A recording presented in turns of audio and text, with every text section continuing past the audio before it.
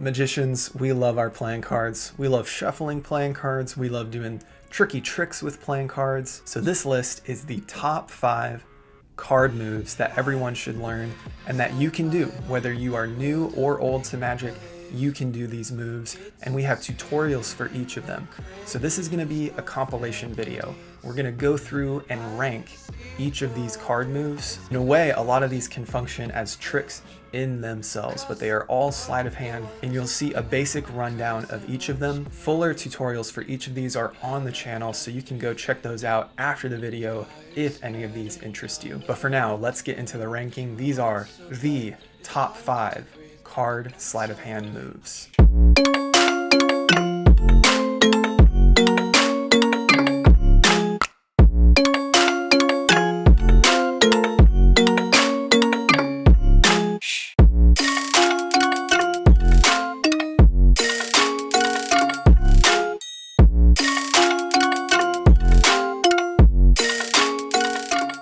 At number 5 is the pass. I know, the pass should be higher on a list, but on this list, I'm covering 5 moves that I've taught on this channel. These are all foundational, these are all good, these are all key.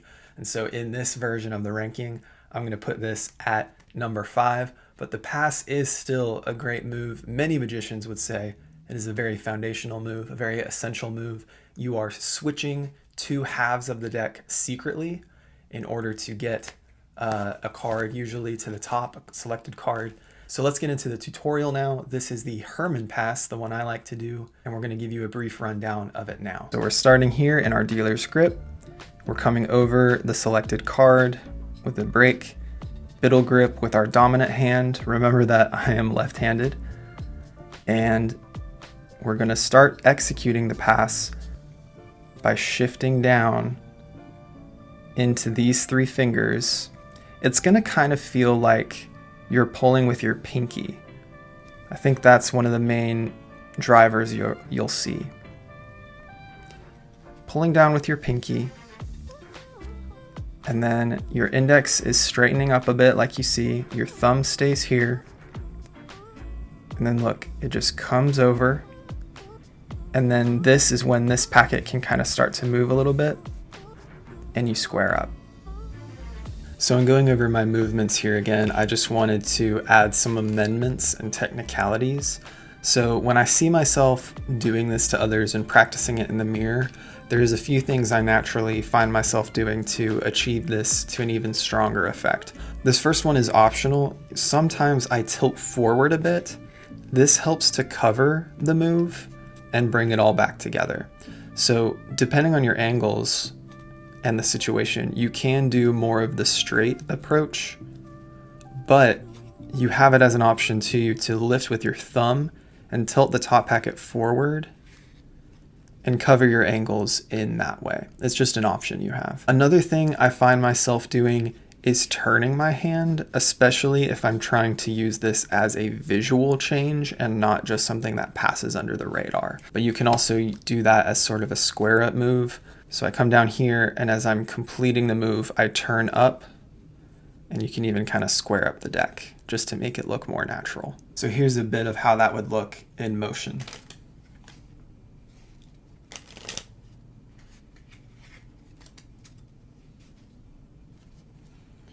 And then again, a more visual version would look something like this.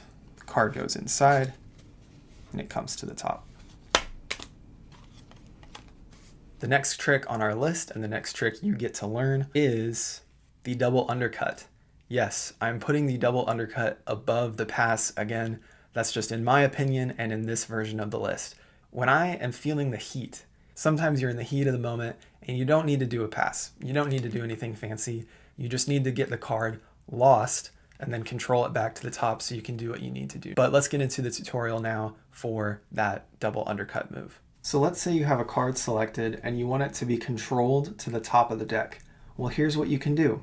First, you need to cut it into the deck, and you're going to keep a break when you do. But first, if you're not familiar, holding the deck in dealer's grip is something we've been talking about a lot so far. We haven't talked as much about biddle grip and swing cutting. So again, biddle grip is holding the deck like this in your dominant hand. I'm left-handed here. And the way I like to talk about that is making a Spider-Man pose and then just holding the deck like that.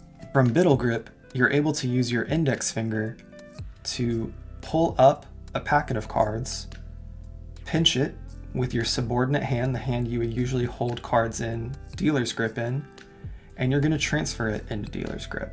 So this is a way that magicians and card workers cut cards. Swing cutting the cards over, and then placing the rest of these cards down on top of a pinky break. A pinky break is just holding some air and almost having the cards, allowing the cards to pinch that pinky. So the break is maintained. Then, under the guise of further mixing the cards, we're actually going to get this card back to the top. So we've placed it inside. You can square up, and then here is the double undercut move. You're going to take some of the cards below the break, and you're almost doing a reverse of a swing cut. So you're going to go from holding the pinky break to holding that break with your thumb of your dominant hand. You see how that works? So we have the pinky break held, and then we're transferring it to the thumb. That's just so that this hand can pull off some of the cards below the break, but not all, and bring them to the top. When you bring them to the top, your other fingers are going to have to get out of the way. And it doesn't have to be perfectly square, but you just need to get them to where they're being held up top. Now you have the selection and some more cards left that you can then cut up to the top. So again, we've had a card selected. We're going to place that card by swing cutting it in, placing a break down, dribbling above the break, and then the double undercut itself is we're going to transfer to a thumb break in the dominant hand, take some cards, put them on top, take some cards, put them on top, square everything up. All right, that was the double undercut. Let's get into my ranking for the number 3. So my number 3 above the Hermann Pass and the double undercut is the Erdnase card change, or the Erdnase color change. It is a really cool looking change. It's super visual. I think this is another thing that, similar to other things in the list I've created for this time around, it's like you can kind of think that it becomes old hat at some point in your magic journey. You can move on from it, you can not do it as much, but I think when I'm playing around and I'm doing a little bit of a card change routine, I throw this in there. In a routine, I mean in an ambitious card routine, or in just a routine where you want to change one card from one to another, this is a great move. So let's get into the Erdnase change now. It's at spot number 3. Here's the basic mechanic of the move. This card is getting pushed forward under the cover of your hand, which gives this card space for your palm to pull it out like so, and use the corner of the deck to glide it around and cover the original card. We're gonna try to obfuscate that. So it's almost in the coming down over the card that you're beginning that push, right? And then you go forward more after you've pushed enough for, I would say, enough of these icons to be seen. As you can see in this example, not that many. But you're coming down, you're pushing a little bit. And then once you've pushed it far enough for some clearance here, you actually keep pushing forward. And you don't keep pushing this card forward. Does that make sense? So you come down, you push enough for some clearance, but then you're going to keep pushing forward without actually moving anything. Now, there's also a second reason for that. Not just that you're kind of hiding the fact that this was pushed forward, but also to get your palm in position to pull back on the card underneath the top card. So you've done a double lift, open hand, pinky pushes as you go forward, and then you continue to go forward. You line up that palm, and then you're going to pull back. You're pulling back with some pressure, and you'll just have to get the knack of this, but the card will come back with your palm, and then it'll clear this original top card. So it's hidden under your hand, but you're not squeezing it, you're not grabbing it. There's other card moves that would involve stuff like that, card palming, of course. But in this case, the deck is supporting the weight, so you get to just keep your hand straight. So it's under your hand, it's over the weight of the deck, and you're gonna glide around, let it stay above the fingers, and you'll find this, it's pretty natural. You'll have a contact point with the deck, even with your fingers, and it can just come around to the front. So you've come back, once it's cleared, you can come around to the front. Now you have a couple options, some people have freestyled this. Start with just the basics. You can push this card back in. This is the basic version. So you've come out, card is cleared, push the card back in, and then you come over top and you can reveal the card however you'd like. A lot of people like to do this kind of motion, or you can do a wave. That's where you get to just have fun. Okay, we are in the top two. So I'm gonna reveal the last two back to back here. We have the tilt at number 2, Ed Marlo's tilt, and then we have the double lift itself, just the classic double turnover in number 1. It's gotta be number 1, right? But here's why it's that way. So the tilt above Erdnase, above the double undercut and Hermann Pass. I just like the uniqueness of this move, and I think when you compare it to a lot of different other card moves, it's just such a fascinating thing. Like, I know there are card moves that get you to the second from the top, but just the way it is achieved and the illusion that it's playing upon, it just feels really cool. Of course, it's, you know, a classic move and it's foundational now, but man, just what innovation went into that. So it's a really cool idea, and what it plays upon in terms of psychology and everything else. So yes, the tilt is at number 2. The double lift, oh my gosh, it's gotta be at number 1 for this listing at least. That is your S tier move. I actually mentioned this in the tutorial for the move, but if you know a double lift, you have a card switch, a card change, and a card control pretty much all loaded up. You could do a trick with only double lifts. So it's just such a foundational move, and even people who are aware of it, I think, can still be fooled by it if you're doing it well, which just speaks to the power of it. So let's check out both of those tutorials back to back. Now you know the listing. These are the last tutorials in the list, the tilt and the double lift. We're gonna take a selected card, and we're gonna place it somewhere yay down in the deck. And as you can see, it's not on top, it's not on bottom, but if I just click my fingers, it actually jumps up to the top. But wait, if I place it in the middle, it's back on top again. So here's what we're doing with a tilt. We are obtaining a pinky break, but not under 2 cards like in the case of a double turnover. In this case, we're getting a pinky break under just 1 card. And we get that break on the top card again, just by pulling over and placing back with the thumb. For a tilt, a good break is going to hold this front edge. So you want to avoid what would look like this, where you have that air showing. It's best if you can't see anything from the front. Now, after you get this break, there is one extra adjustment you need to make. This break would help you prepare for a lift of some sort.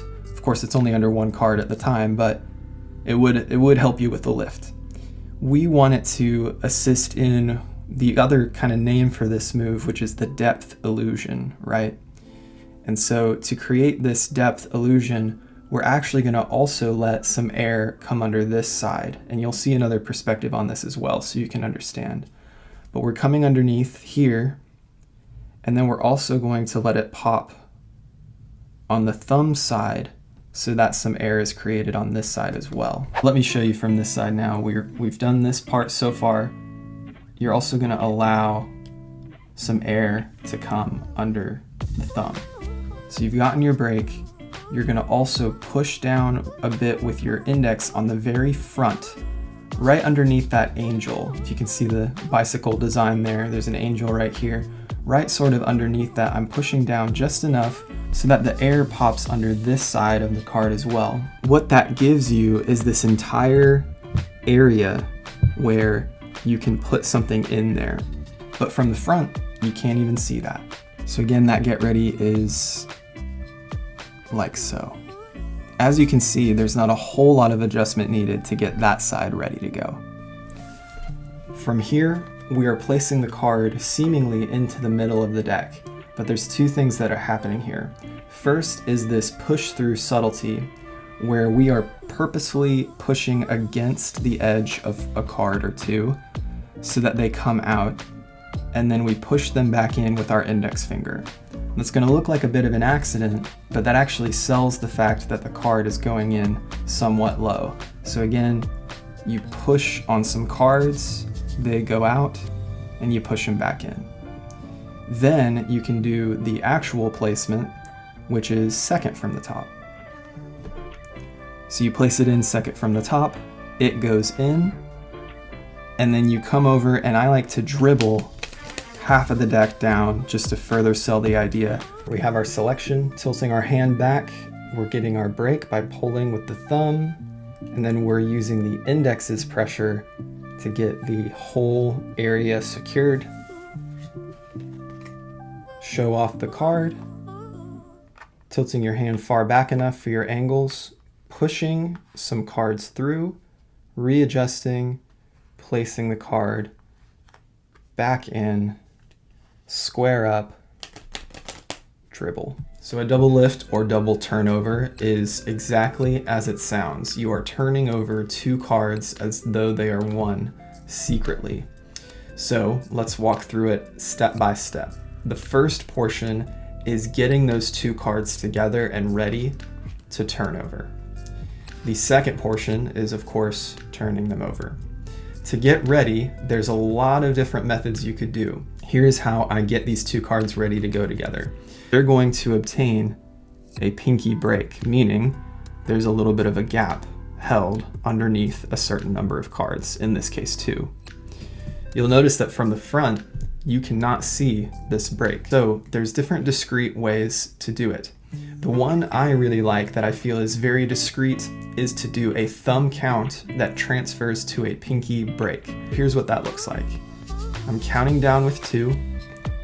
I'm transferring to my index finger here, and then I actually push down with my thumb and it pops over into a pinky break. So from resting point, we're counting down 2, we're pushing in, your index comes in so that the thumb can move and it transfers over.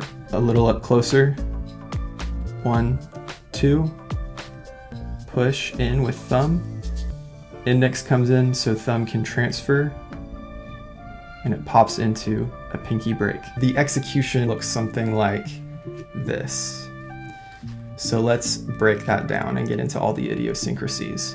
So you've done your thumb count into a pinky break, and you're gonna come in with your dominant hand, and it's gonna reach under this gap. It's just reaching under the gap, grabbing the two cards. And the contact points are your index finger is contacting sort of the upper part of the card, and it's really the driver. The rest of the fingers come underneath as support, and your thumb will pinch down. For me, it tends to pinch down on the middle. Something else we credit to Di Vernon is if you'd like to, you can push a little bit in, and that creates some buckle to the card. And I remember Aaron Fisher sharing about that and just what that does. So you can do that if you'd like. I don't add a whole lot of buckle. I'm not over pressing. I'm just doing a little bit of a glide across the deck and over. And instead of adding a bunch of buckle, what I do is I just let it go above the deck. So you may notice that as well here. So you're coming in, index finger is holding, thumb is going to come down. For me, it kind of comes over the middle finger, and you're kind of in a position like this. You're dragging this along the deck, and it's going to reach the bottom of the deck, and you're going to let it turn over, and I'm letting it turn over a little bit forward. So why do I do that? Well, that allows your index finger to come in, push in, and your thumb push down so that, look, you're back at a break. So you have this very natural look. Here's a card, and then you're back into a break position. And I believe that's a Vernon touch as well, where you're able to re-access that break through the pressure you're applying there. Let me know if you agree or disagree with the ranking, or what move should have been included in this list since I didn't get around to other moves. Let me know below, and I'll see you in the next video.